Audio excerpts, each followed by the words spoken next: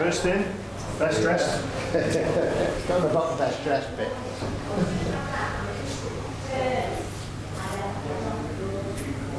Good evening, sir. Good evening. Morning.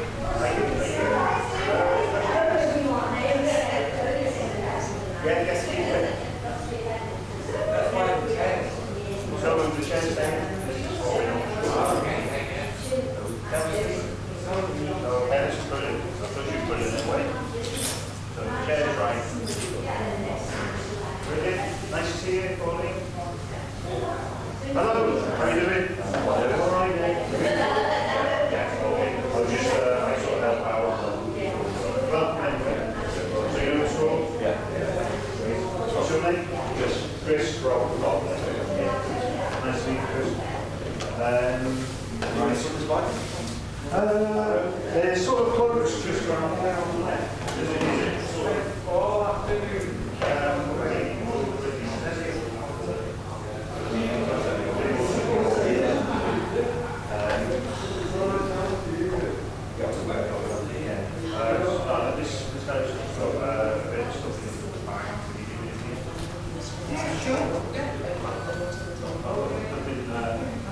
Yeah, just put it in there and then this gets shut, doesn't it?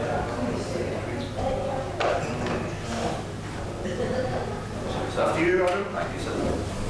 Right.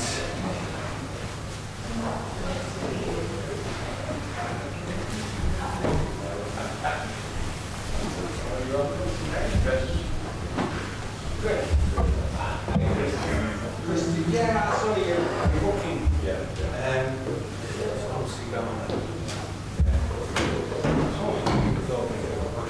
So you see the first time? No.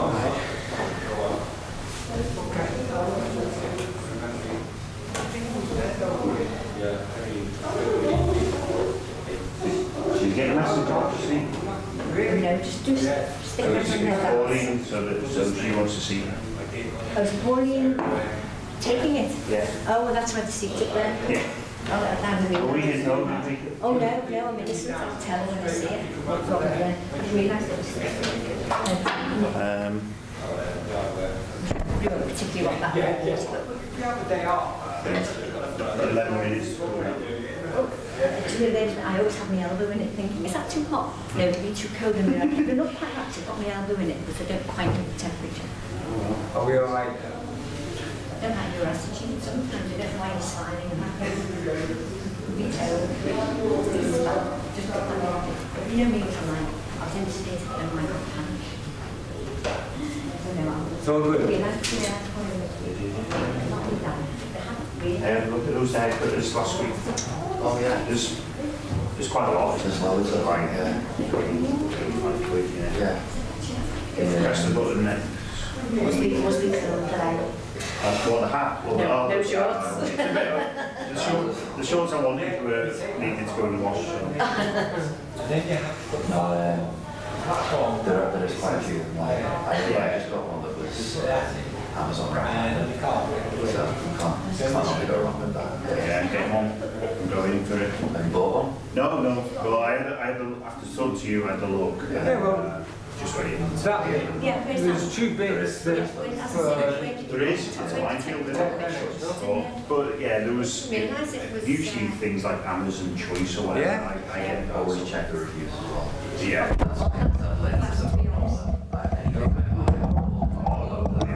But then you've always Best got leaving that glass for full. very you've got to get negative on. oh, that's great. Oh yes, you want regular cold, I would imagine. Regular cold. I would imagine. Regular glass, regular cold. Don't have to put my elbow in it if it's cold. I always leave one out. On Amazon, Yeah. things, yeah. I mean, you've got pestered, so usually when you buy something out, brilliant, it's another review. Yeah. Stuff like that. We've got these two. Yeah. And you decide. We're actually and he's sitting quite late. So he's higher up. Whole new world of No idea. Open up your whole world. Change. Then we have to bring in a platform, clips in there, which is all great. It all works fantastically well. And a step. And these guys, oh, it's not mine. I'm going to go apart. Does she not stand here? Oh, no. I'm already got it. We're not got to work tonight. God. We're not got to work tonight. No. No. He's preparing for the empowerment.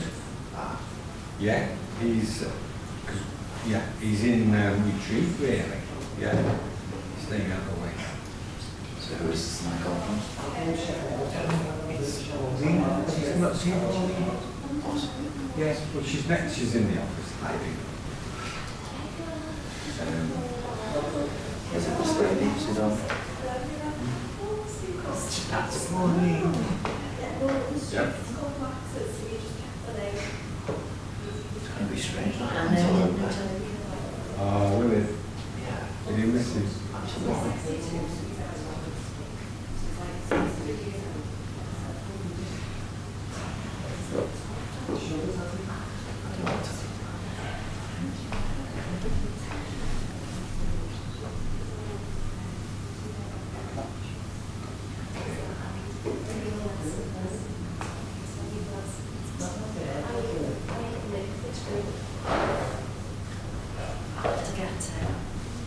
Good morning. She walked in there with your big heavy coat on. We don't need all this heating on as well, do we? I'm not saying You're not too I'm not saying for copper afterwards. I think we want to come out. Sound? Good. Okay, it's been a few weeks, but Yeah. I think I might have short balance At least what's kind of like food off late night. I take Yeah, the big one to guides. No, pushing. Yeah, but it's I don't think it's just they just apologise on Friday at 5. she's tired. So I'm coming Saturday.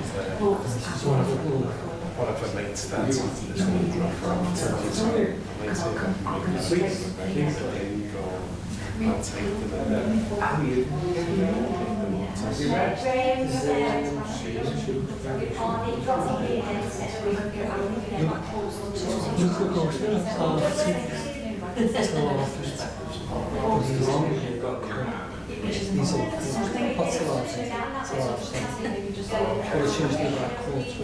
Sounds good. Sounds great, yeah. Yeah, she used to give us a brownie.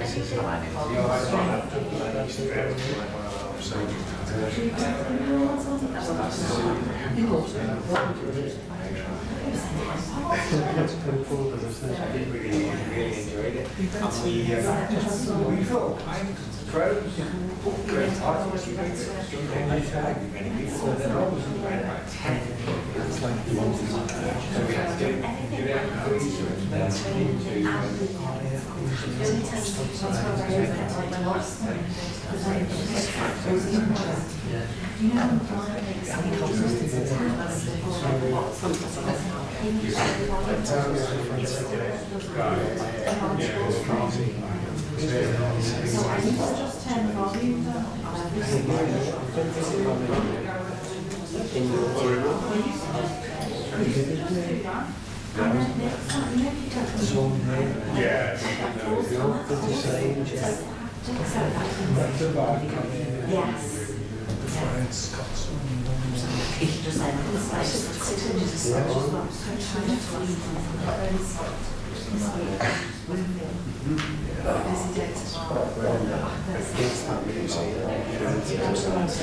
Because he's very...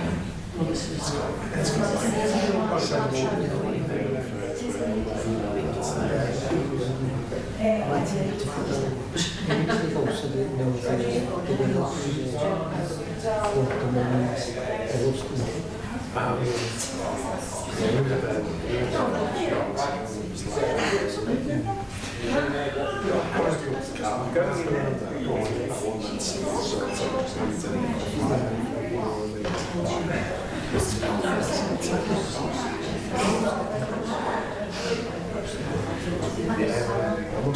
I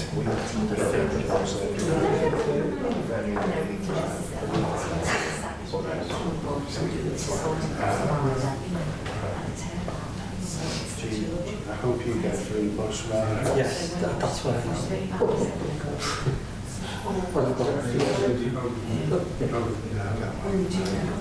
That's not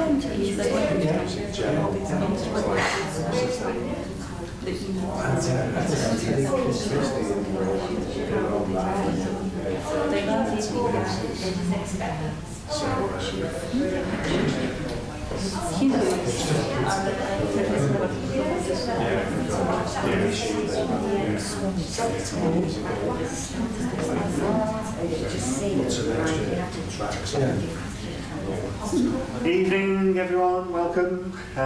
Special welcome to new people. A few new faces in here. So welcome. Can everyone make sure their phone is off or quiet, please? And we'll be starting in a minute. The usual monk is not doing the talk tonight, so we are blessed with Pauline's presence. So Pauline is not a monk or a nun, but she's fantastic at Buddhist teachings. So yeah, enjoy. Thank you.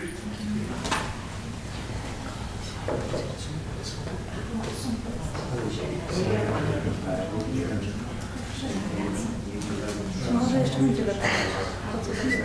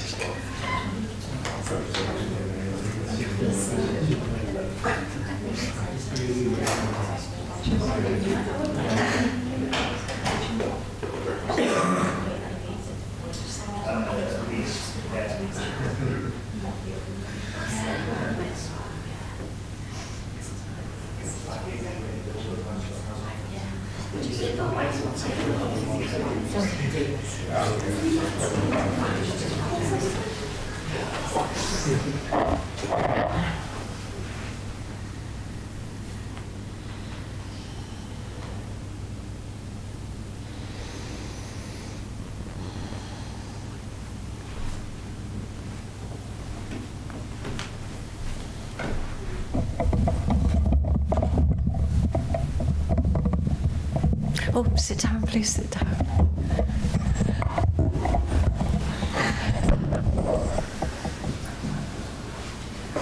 Wonderful. Hello. Hi.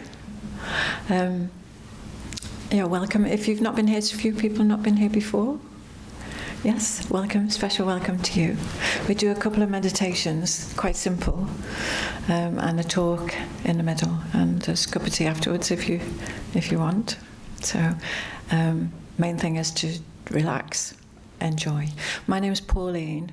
Those who are usually here realise that I'm not Gantilopa. And Gantilopa is preparing for Saturday because we've got an empowerment on Saturday. This is really special. It's special for a centre because we usually have one maybe once a year, don't we? So it's really, really very special. It's a blessing empowerment of Buddha Prajna Paramita. Right, you have to practice to say that. But she's a female enlightened Buddha. And what will happen is, it's quite simple really, that you don't have to do anything different than sitting in your chair like you are now, so there's nothing very special.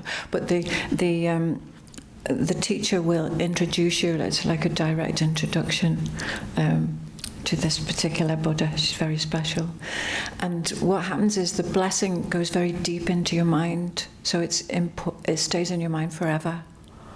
And she's a wisdom Buddha, so it helps as well. It helps us to understand. If you've been struggling with teachings on emptiness, maybe thinking you're not quite sure about that, well, this blessing helps. It helps and encourages your mind to understand it as well. And then he has teachings after that on emptiness and the true nature of reality. Right, so they're very special, and our teacher Gantilopa is so accomplished at teaching about emptiness as well. So if you can come, I definitely recommend it. And then we've got another course which is on the 6th of February, and that's called Taming Your Inner Critic. The teacher is me for that one. All right. So if you enjoy yourself this evening, you might want to come back. Okay. And then there's another one with Gentleopa on the 21st of February. So there's a few things going on in February. And then we've got this really special event in St George's Hall, which is in April, the 16th of April. That's always very well attended. Lots of people across Liverpool go to that. It's really special, and it makes us really, well, we should say proud of our centre anyway, and our teachers and our tradition as well, because everyone so enjoys it, you know, and it's in such a beautiful venue. So there's time to book for that too. Okay. So I think what we'll do now is we're going to do a simple breathing meditation. So if you want to make yourself comfortable,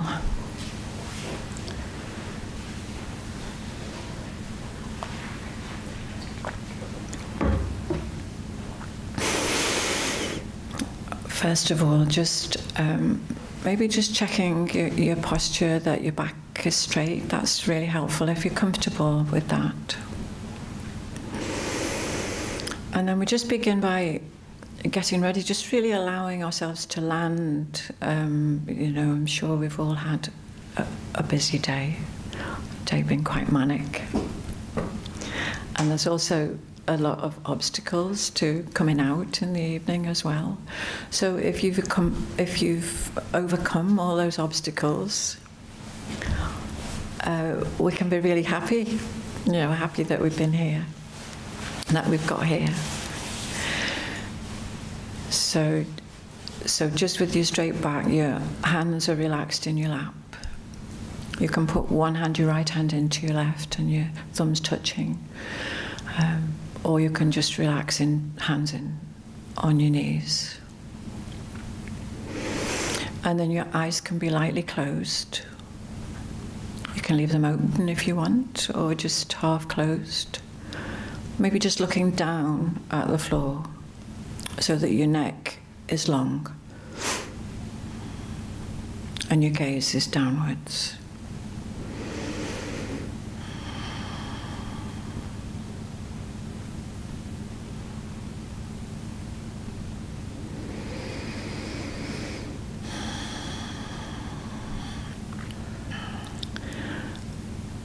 And then just begin by looking at your mind, just your thoughts and feelings.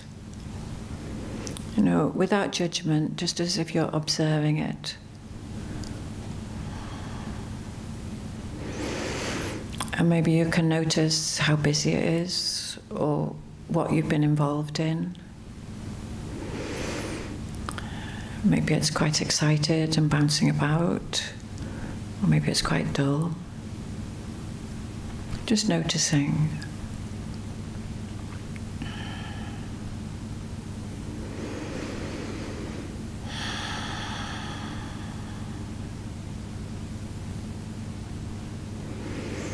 And then let yourself relax in your chair as much as you can. Let go of any holding that you can notice, any tension. Just let it all drop away from you, through your legs and through your feet, and just away into the ground.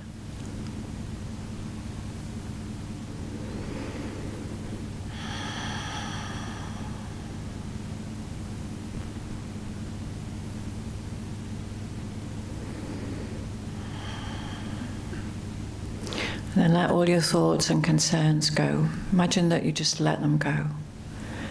Even if you don't want to let them go, just let them go for now.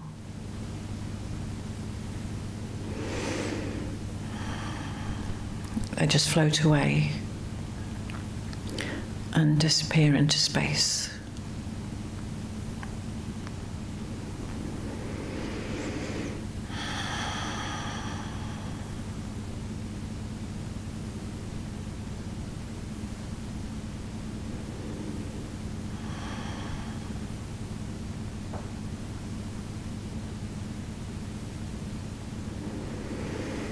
And the place that you're sitting, your meditation space, is your place on the earth. Or we could just take our mind out to the rest of the earth, to the ends of the earth. And then just let it all disappear. All the continents, all the cities and the rivers. Imagine they just melt away. You just bring your thoughts in, and as they come in, you just let everything else go. Let all the countries go until it's just this country. And then all the cities in this country just melt into light and disappear. All the rivers and the forests, all the motorways, all the houses, they all just melt away. Just coming in towards yourself. Liverpool, all the buildings, the river, all the traffic, all the people, all the houses, they just disappear. Melt into light and disappear. And even this building melts away. Everyone around you disappears. It's just you in your meditation space.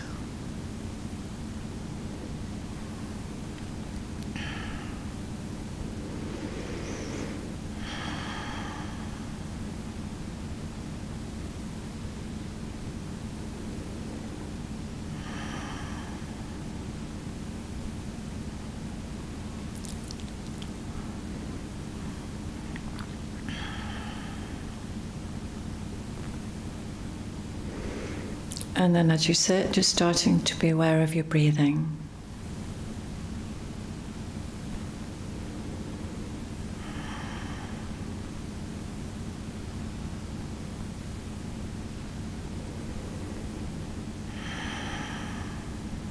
So just a natural breath. And again, just where it feels comfortable. But if you can feel it just at the tip of your nose, without forcing, it's just a nice place to concentrate. And we're just going to try and keep our mind on the breath, to the exclusion of everything else.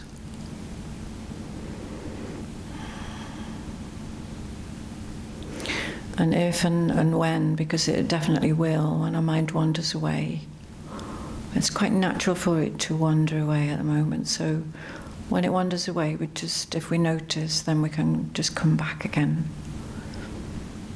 And we might do that many times, so we just keep coming back.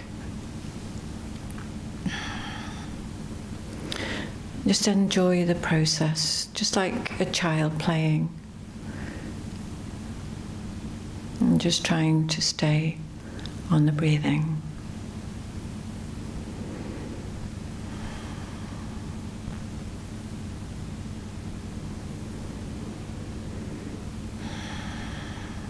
I just try and do this for a few minutes.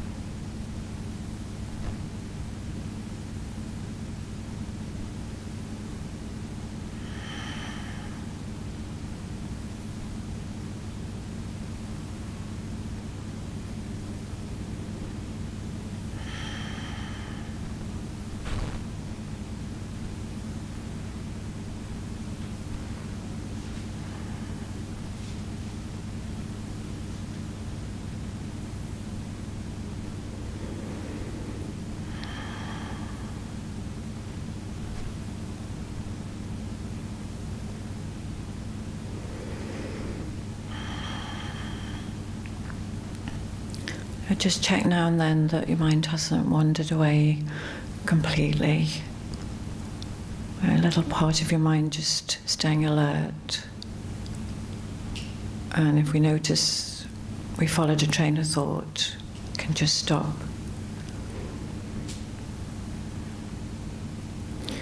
And then just come back and start again in a relaxed way, without forcing.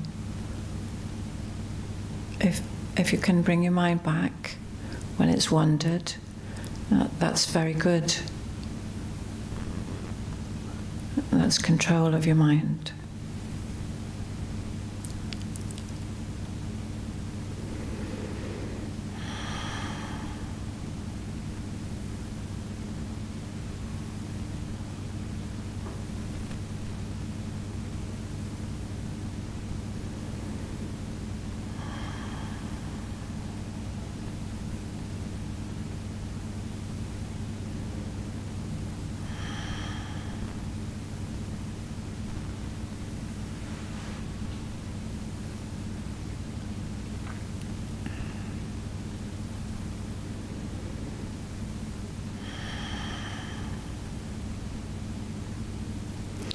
And if we continue like this, there starts to be some slowing down of our thoughts. Maybe not coming quite so quickly, distractions, a bit slower. And some space between the thoughts. This space is peaceful and calm. It's the natural state of your mind.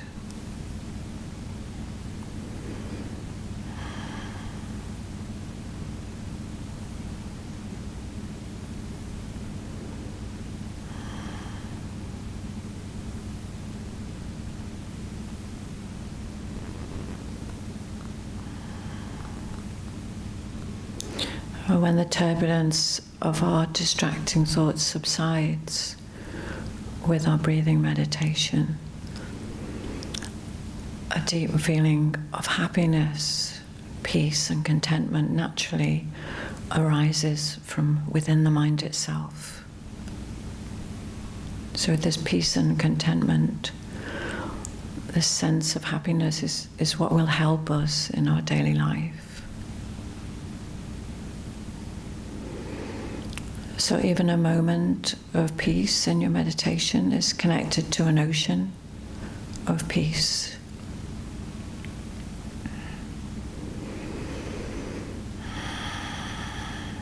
So if you feel more relaxed, more peaceful, maybe just let your mind sink down. Enjoy a few minutes of peace and calm.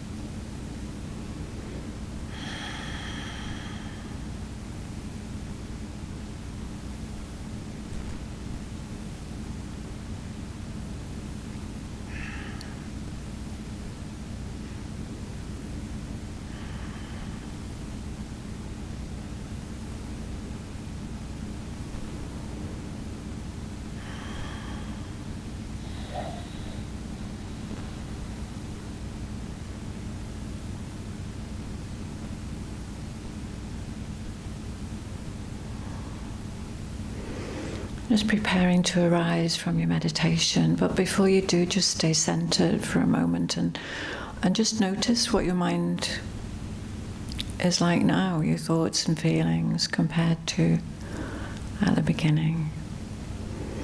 You know, if you feel more peaceful, if you feel calm, you've let go, hold that in your heart so that you can remember it.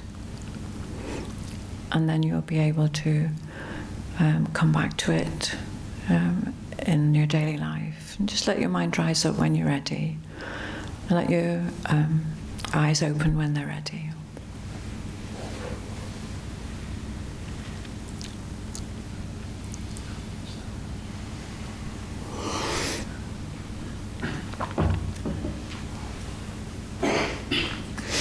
Oh, nice. Do you feel better? Does anyone feel worse? It's possible. It is. Sometimes, you know, if you're just beginning with meditation, sometimes you think, well, I do actually feel worse. Because we sometimes notice what our mind is doing, you know, that it is distracted and you're trying to bring it back all the time. So our mind's constantly distracted. So sometimes you think, oh gosh, but any meditation that you do has a positive impact on the mind. So even if it was a very, you know, even if you say, well, that was actually the worst meditation I've ever done, it's still having a positive impact on the mind, and then later on you will experience the natural result of meditation is peace, inner peace. So at some point from that meditation you will experience peace, I promise you. So the title tonight of the course is called Building Protection from Suffering. So I think it's fair to say that we all suffer to some extent. You know, we all have problems. Sometimes probably you're lucky if you've just got the one problem, aren't you? The problems do keep coming. We maybe focus on one problem and then there's if we're lucky, there's a bit of respite in between, isn't there? But then another one, you know, before long, another one's coming. So we can see that the problems are constantly coming to us in life.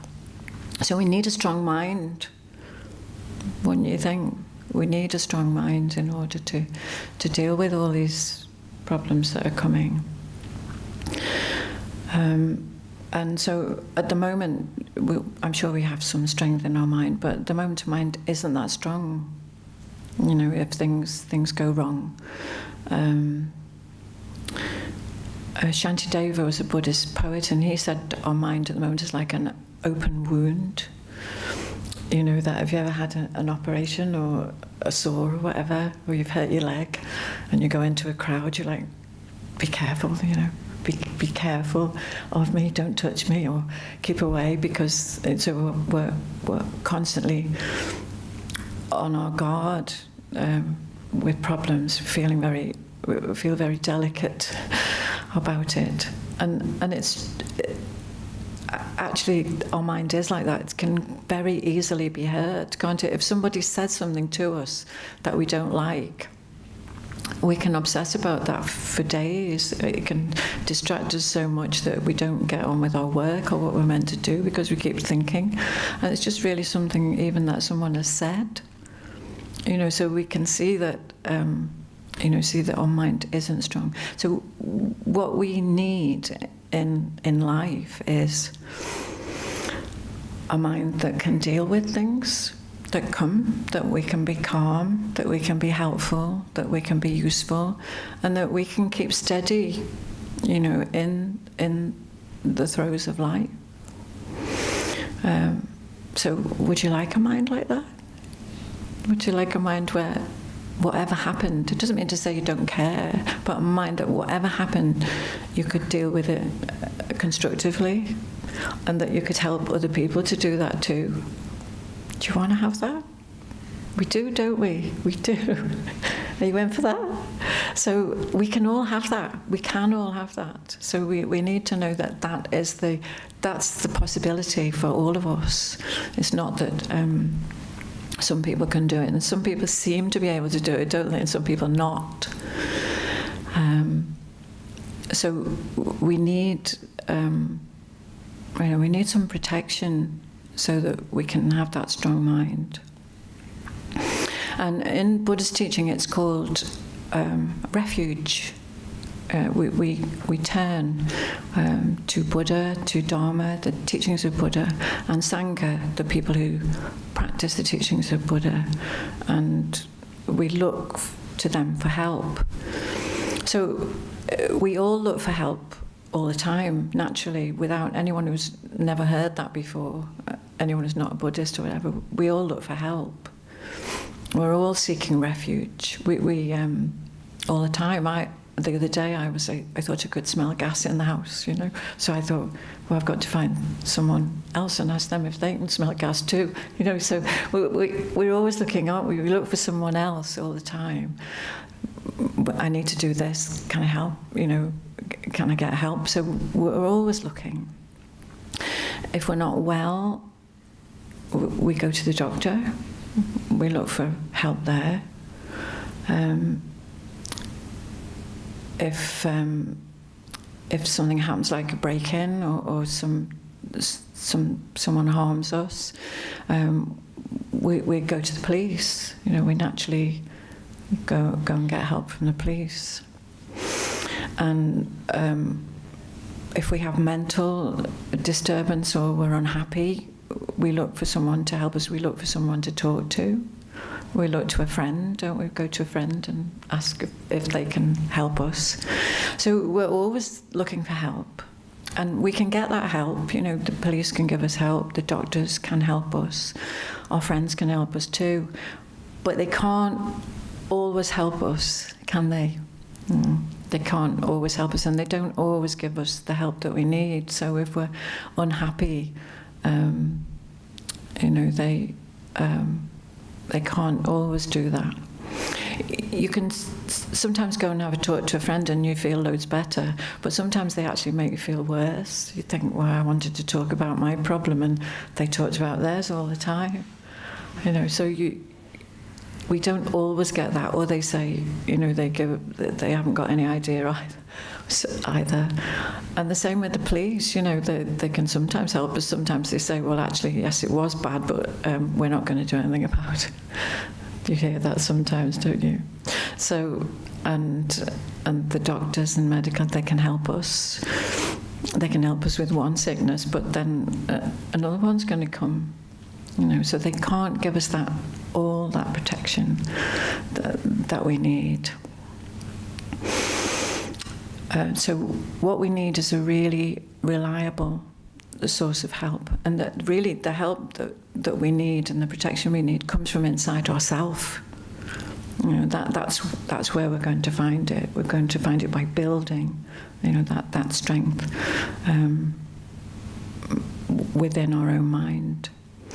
And often we say, don't we, well, I'm okay, you know, I don't need any help. You know, when people are offering help, I'm guilty of this myself. When people offer help, you go, no, it'll be all right. You know, that kind of thing, don't we? And really, you're like a jelly inside, really. But like, no, I'm independent, you know, and I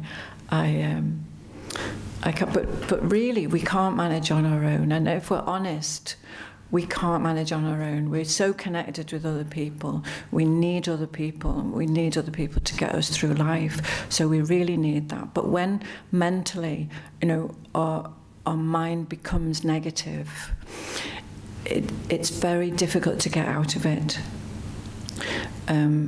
Negative minds feed on negative minds. You know, we feel that, don't we? Once we get down, it's very difficult to get back up, because negative minds are very strong. So, you know, once we become angry, for instance, in a situation, it starts to it starts to grow. Negative minds have that power to them, really. So they start to grow. You ever had, you know, with anger, you can sometimes be mildly irritated by something. And then the more we think about it, you know, in the end, you know, we're murderous, you know, it starts to grow, doesn't it? At first it's a little bit of an irritation, and then I'm going to kill that person if they don't stop doing that. You know, we are really all angry. Angry minds are, but I mean, those are just, you know, about people eating crisps and things like that. But there's like if we check what our negative minds can do, if they take that power, you know the guy who drove his car into the crowd in Liverpool, you know, he you know, seriously hurt people and could have killed them simply because he was inconvenienced. You know, that was how it started. Yeah. And he's not, you know, I'm not so pointing at that really. His whole life, you know, imploded because of that, because a negative mind can take hold. And so we do need help. We do need help. You know, we need help to come out of it, and we can use the general amounts of help, but we need spiritual help as well. And that's what Buddha taught. Buddha taught that we can get help from him. From him. That's what I want to explain. Buddha himself and the teachings of Buddha. So Genta Lope's been teaching here over a few weeks about positive minds and those positive minds that we can put in. So when we feel angry, we can put in our teachings on patience. When we've heard about patience, we can start to do that. So it's nothing really, you know, it's not that mysterious, but we have to remember, you know, Buddha taught about patience. When we feel angry, what we're doing is we're going for refuge to those teachings on patience.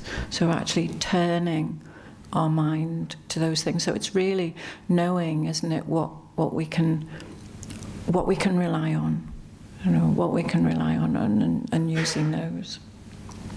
So I thought, talking about Buddha, and a few of you not been here before, so I think it might be really nice to tell you a story. Would you like a story?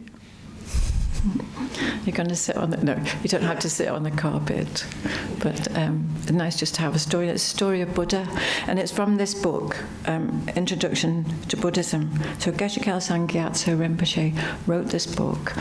He wrote 23 books, so he wrote 23 books, but this one is quite an early one, first edition 1992 that he wrote this.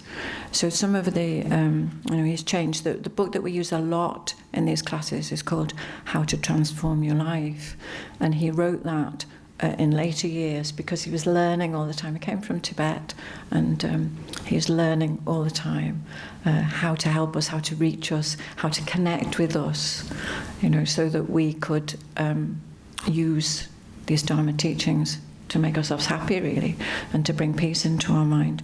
So anyway, this has got, if you've got this book or you see this book, it's got a few pages, so it's a very, you know, quite a long story about the life of Buddha. And this is on page 3, so who was Buddha? There he is. All right. So who was Buddha? So in general, Buddha means awakened one. Someone who has awakened from the sleep of ignorance and sees things as they really are.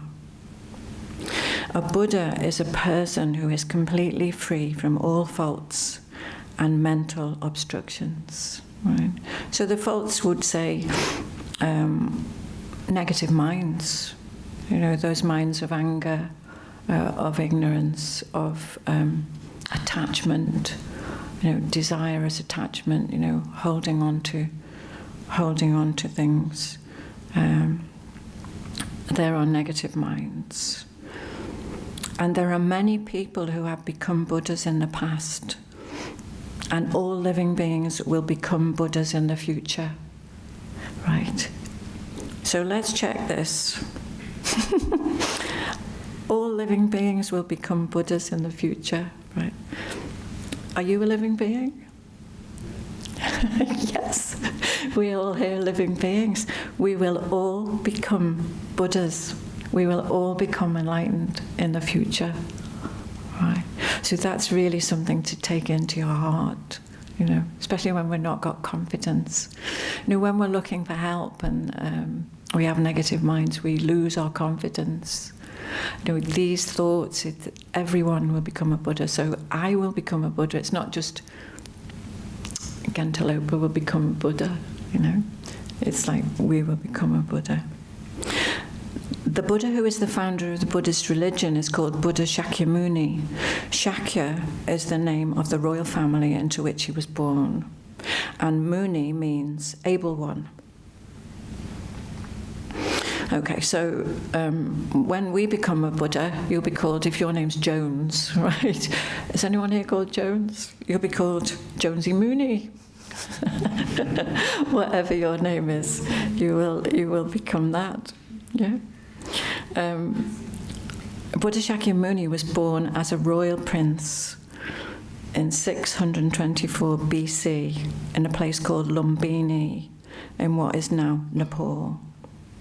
His mother's name was Queen Mayadevi, and his father's name was King Shuddhodana. Okay. So it goes on to explain more about Buddha's life. He was a prince, so he was very royal born. He had everything. So he came from a royal family, a beautiful palace. Everything was provided for him. So it's not a story of poverty. He was a person who had everything, right? And he also was very good looking, and he was also very clever. It's one of those people who... Is that someone there? Are you? Is that you? Sometimes those kind of people make you a bit sick, don't they? But actually, he was such a nice person as well. You know, so he had everything, and he was good at sport, and he was good at everything. He was good at, and so he lived this life in the palace. But sometimes Prince Siddhartha would go out into the capital city of his father's kingdom to see how the people lived. And during these visits, he came into contact with many old people and sick people. And on one occasion, he saw a corpse. And these encounters left a deep impression on his mind and led him to realize that all living beings, without exception, have to experience the sufferings of birth, sickness, aging, and death. Right? So they made a deep impression on his mind, because those are the situations that we're all involved in, aren't they? We're all involved in those. We all have to experience sufferings of birth, the sufferings of sickness, the sufferings of aging, and the sufferings of death.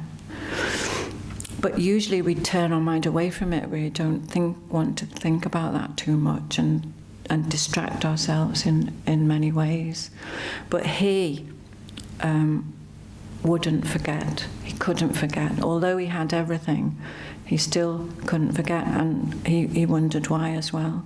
But you know, today, I just to say, we often don't realize that we're in the midst of this suffering, this situation that we're in. But today I was in the intensive care in Broad Green, and around there was different rooms. You might have been in there yourself, but there was like, I don't know, 20, 25 maybe rooms. Every one of them had someone in who'd had a heart attack and was fighting for their life. You know, and so when we're going about our day, we don't think about those things. And then I suppose we think sometimes, well, why should I bother to think about those things? I think I'll look at my phone instead, you know, or I think I'll just watch Netflix or something and I won't think about it. What can I do about it as well? And that's what people were saying to Buddha in the palace. Never mind, you know, don't worry. Just, you know, they provided him with more things, really. Just forget about that. But he was like, wanted to know why, but he also wanted to know how we could get out of that. And that's important, really. I'm not here to depress you this evening, really.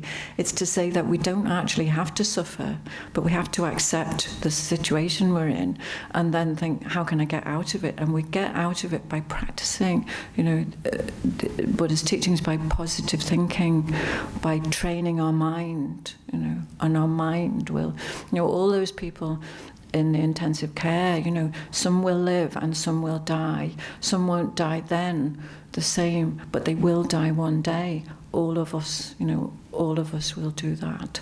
But they can still be free, we can still be free from that. We will have to live this life, but we can still come out of that cycle, that cycle of suffering. Yeah, So because he understood the laws of rebirth, he also realized that living beings experience these sufferings not just once, but again and again in life after life without cessation. And seeing how all living beings are trapped in this vicious cycle of suffering, he felt deep compassion for them, and he developed a sincere wish to free all of them from their suffering. And this is the way often to free ourselves, is that compassion as well. We develop compassion. A mind of compassion frees us and protects us as well. Yeah.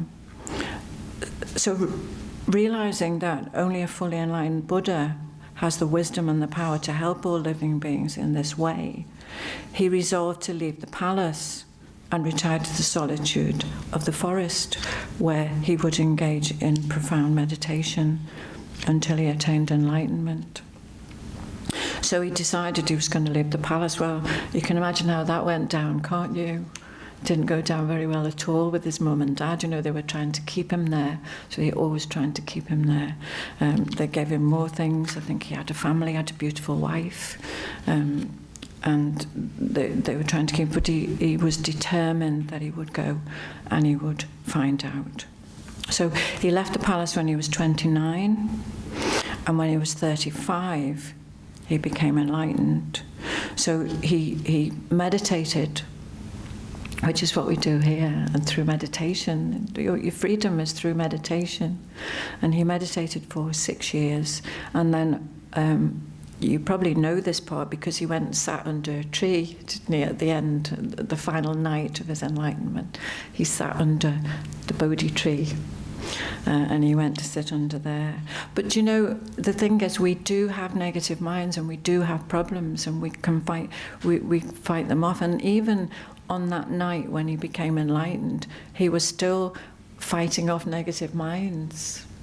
So we still have to be strong against negative minds even at that point. So if you've been practicing for a while, don't think, oh well, sometimes then we start to get angry and we think, well, gosh, I've been practicing for 10 years and I'm still getting mad about things. Those negative minds will still come up, but they just get weaker and weaker, as we practice. Yeah. So as dusk fell, Devupatra Mara, the chief of all the demons, so the demons are our negative minds, or Maras, in this world, tried to disturb Siddhartha's concentration by conjuring up many fearful apparitions. He manifested hosts of terrifying demons, some throwing spears, some firing arrows, some trying to burn him with fire, and some hurling boulders and even mountains at him. Right? Do you sometimes feel like that yourself when you're at work? Do you feel as if people are throwing boulders and mountains at you? Sometimes they are, or family are, aren't they, as well? They're throwing arrows, little arrows at us as well. So he was like that, he was all these negative minds, but Siddhartha remained completely undisturbed through the force of his concentration. So he's developed his mind through concentration. The weapons, the rocks and the mountains appeared to him as a rain of fragrant flowers, and the raging fires became like offerings of rainbow light. So he gave back rainbow light, and he gave back flowers, to these negative minds. We can even use this example if you're stuck in a traffic jam. Instead of getting angry, we can throw flowers and rainbow light in our mind, can't we? and do that. So then he became enlightened. So he was an enlightened being at that point. He'd actually tamed his mind. His mind wasn't out of his control. And that's what disturbs us, isn't it? That our mind is out of control. We don't know how we're going to feel. And yet he, through his meditation, and we can do the same through our meditation, we can begin to control our mind. And then 49 days after Buddha attained enlightenment, he was requested to teach. So then he began to teach other people how to do it. I love that he was requested to teach, and it was one of the things that really attracted me to Buddhism. Was it has to be requested. You know, it's very important. It's not like would tell someone that's what they should do. You know, this is what you need to do. It's really, everyone has a choice about what they do with their life and with their mind. But so it's always requested. So you're requested tonight because you came, but we don't go out and drag anyone in or anything like that. It's always requested. And that's important with friends, isn't it, really? If friends ask you, you know, well, what's your secret? Why are you so relaxed? Why are you so calm? Then yes, we could say, well, I do a meditation, and they might ask you a bit more about it. You know, what's it like? But we wouldn't say to them, you know, what you need is meditation, you know, like that. Because, and the thing is, sometimes maybe we'd be interested in emptiness. Gunther has given a fabulous talk about emptiness, and you go into a cafe with your friend and say, well, you know, the nature of reality is, this is the true nature of reality. Actually, nothing really exists, you know. And start telling you, but they just think you're mad, wouldn't they? And also, it's a waste. It's a waste of Dharma. Dharma is very precious. It's very precious, and it was just going over somebody's head. And it's a waste in our own mind too. So it's like a jewel in our own mind, you know, that our meditation is making us calm. And that is your jewel, and that's actually our refuge. Our refuge is our realizations of Dharma. It's not the book really or what somebody's saying. It's what we have in our own mind. So if we have a strong view that we want to be patient, and we have some experience of patience, you know, or some compassion, and we have compassion for others, and then we see someone out in the street who needs a hand, it's our compassion that we go for refuge to, and that is our Dharma jewel. It's a jewel inside our own mind. Yeah. So that's generally the story of Buddha. And then what we see often is statues of Buddha. Yeah. And then someone who's not been before might think, why have they got statues? You know? And sometimes people think, because we might like prostrate to a statue, and it might think that we're prostrating to a statue, or we might say, may I become a Buddha to benefit all people, and think, do you want to be a statue? No, it's not that. So when we see a Buddha statue, what we see, those who go to refuge for Buddha's teachings are looking at a representation of Buddha, of real Buddha, living Buddha. Because Buddha became enlightened 624 BC, and then he did pass away when he was 80, but it doesn't mean to say he's dead, because he became enlightened and his mind is within everything. You know, once we all become enlightened, then our mind doesn't die, our mind is eternal. And so when we see a statue of Buddha, we're reminded of Buddha, and we're reminded of the good qualities of Buddha. So that's why, because we need something in front of us really to remind us. And so when we see Buddha, we see a living Buddha. So every statue of Buddha, we can think that's a living Buddha, because it has these qualities, you know, qualities of compassion, the qualities of wisdom, compassion, kindness, patience, generosity, all those beautiful minds that we all have. We all have those.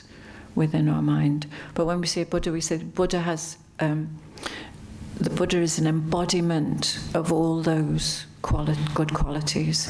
And when we see those, it reminds us that we have those qualities too.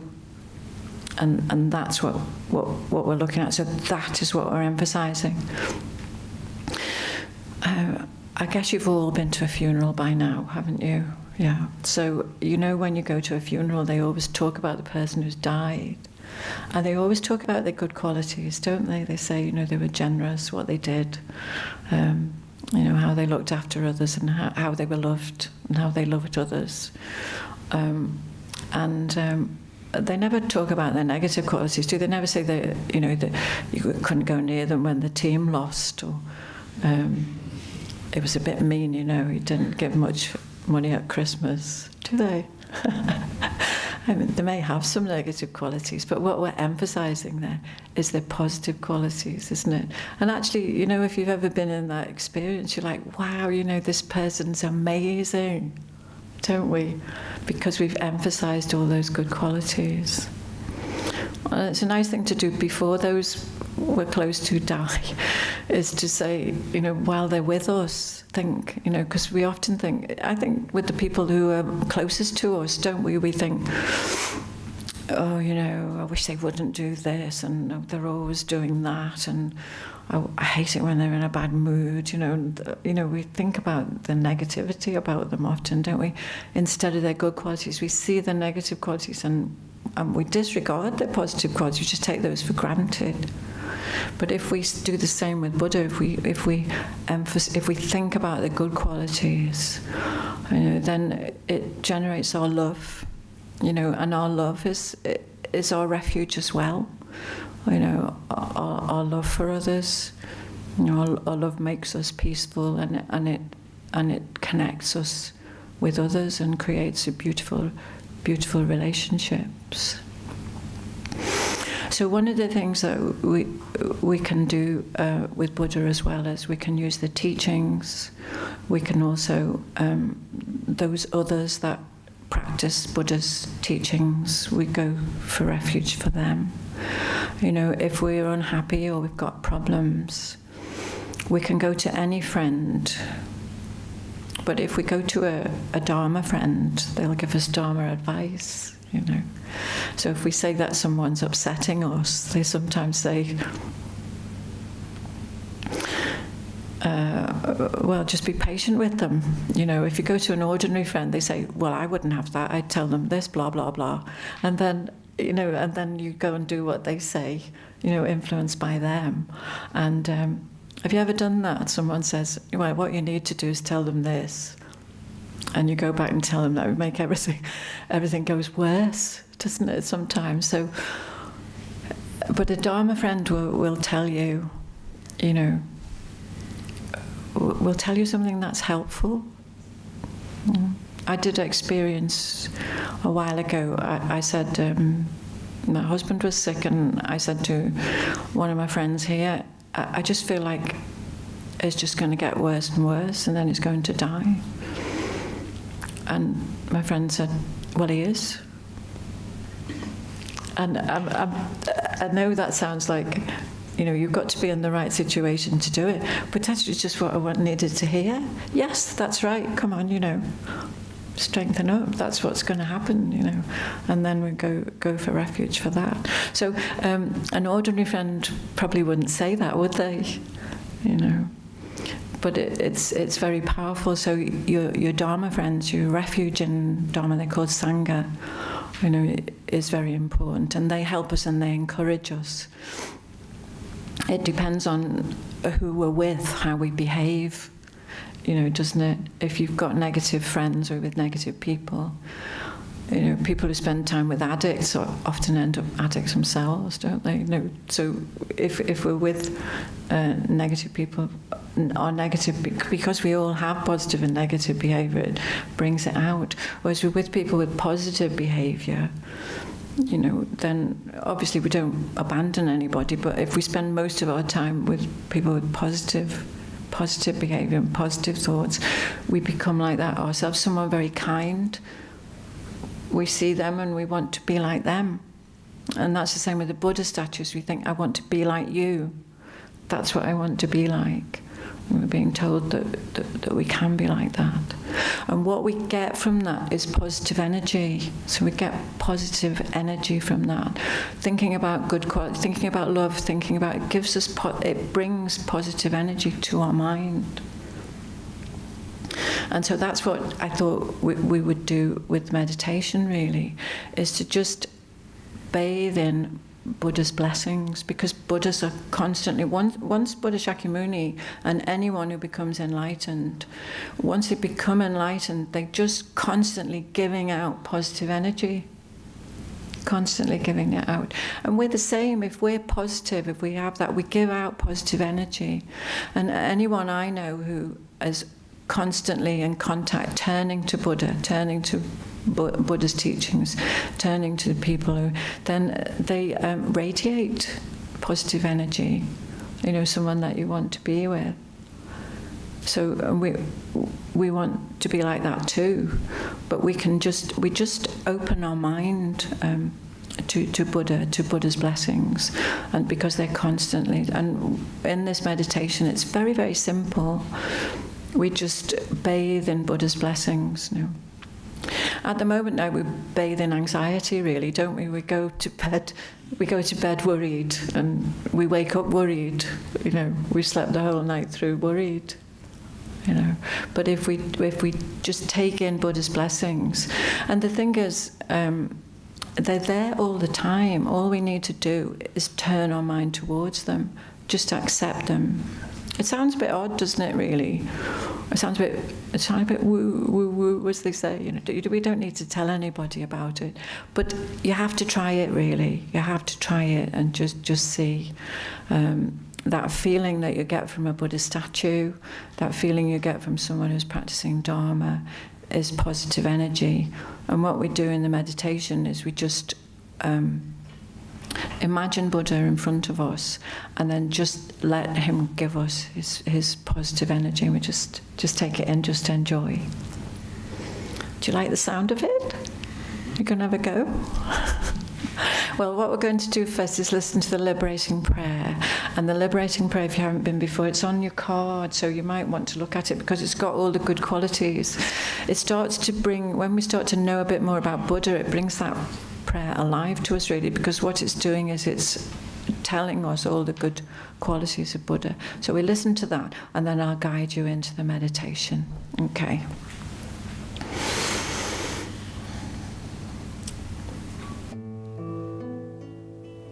O Blessed One, Shakyamuni Buddha,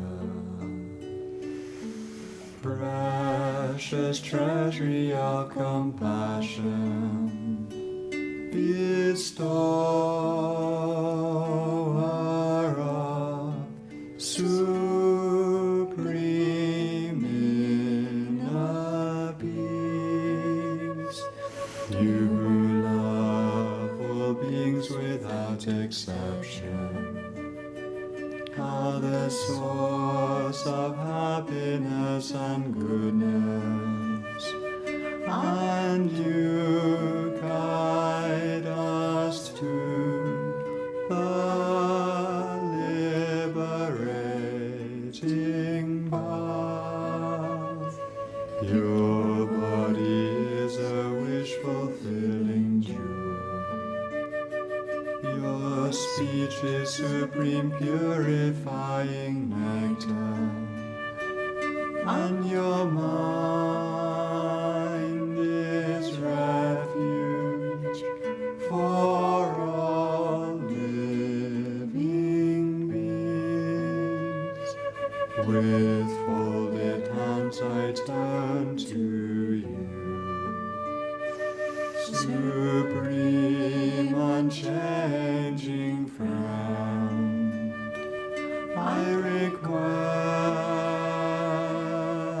from the depths of my heart, please give me the light of your wisdom to dispel the darkness of my mind. and to heal my mental continuum. Please nourish me with your goodness, that I in turn may nourish all beings with an unceasing banquet of delight.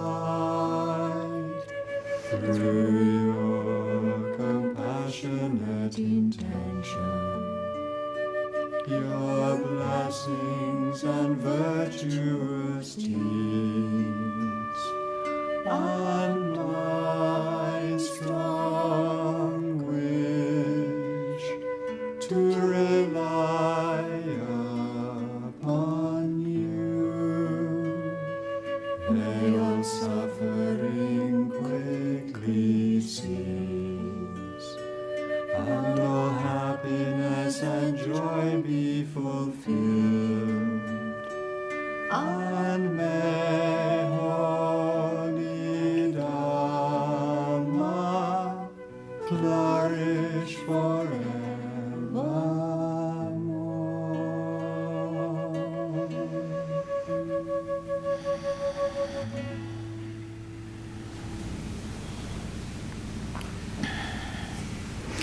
So we can just relax into our meditation position. Just make yourself comfortable. And then just to the best of your ability, imagining maybe just a rough idea, but a Buddha in front of you.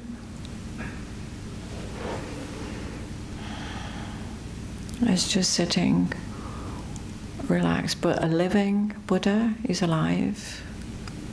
He has a body of light. It's so beautiful. His dark hair,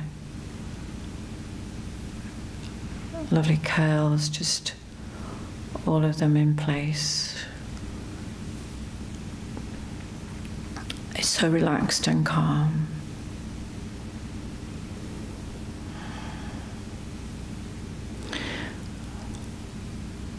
He looks at you with eyes of love because he loves you. You don't need to share with anyone. This one Buddha is emanating in front of you. And we can feel as if we're in the presence of someone who loves us.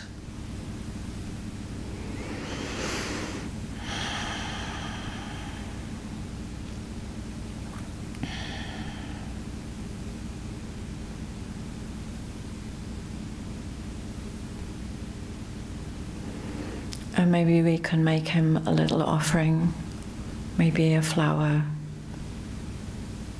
a sweet, or a picture, something.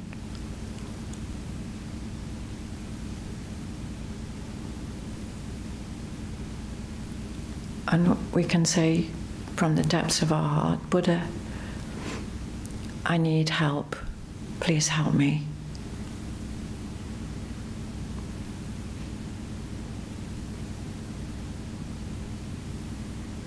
And immediately he says, of course, I'll help you. And light rays come from his heart, white light rays, beautiful. Buddha's blessings, peace, happiness, contentment, full of positive energy.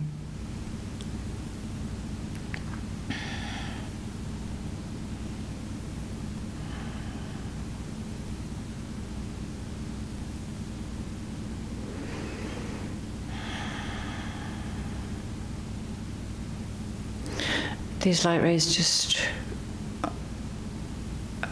they just expand in every direction. So we're just in a shower of blessings, of positive energy. And we can just enjoy that, just relax and enjoy that feeling.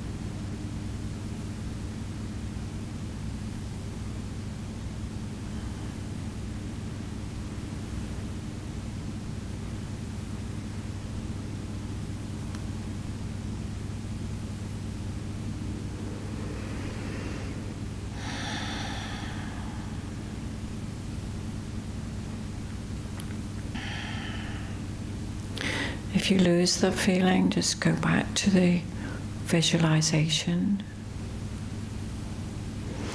If you start, negative minds start to appear, imagine that Buddha is just sending light, flowers and light, and everything just destroying with a strong positive energy. He just destroys all those negative thoughts and feelings. We just accept them, just accept all the blessings.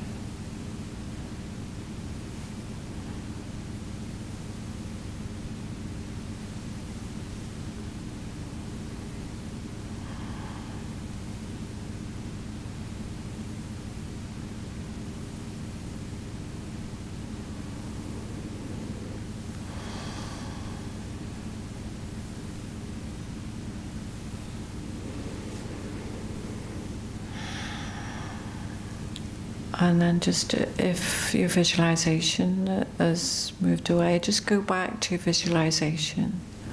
The Buddha in front of you that you've imagined shrinks down very small, just to maybe the size of your thumb. And it goes to the crown of your head. And it sits on the crown of your head and begins to descend to your heart.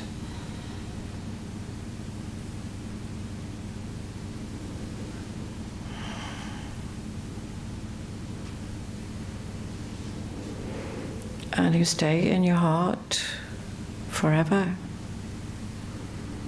blessing your mind.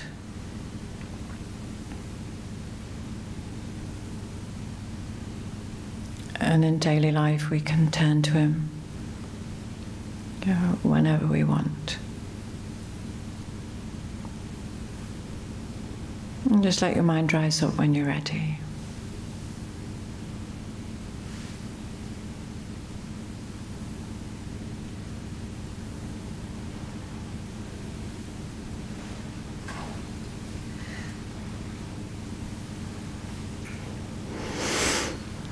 So the end of that meditation is to remember that Buddha is always in our heart.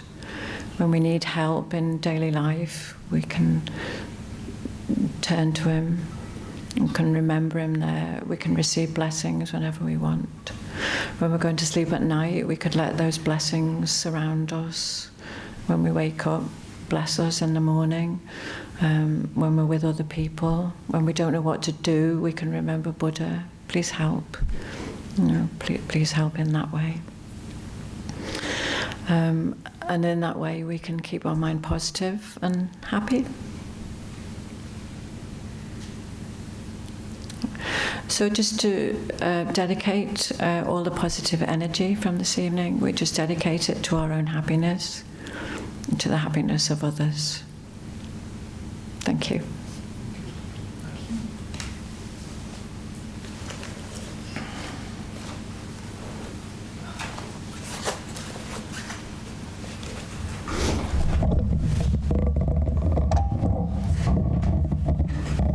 There's coffee, tea, biscuits and whatever in the cafe if you want.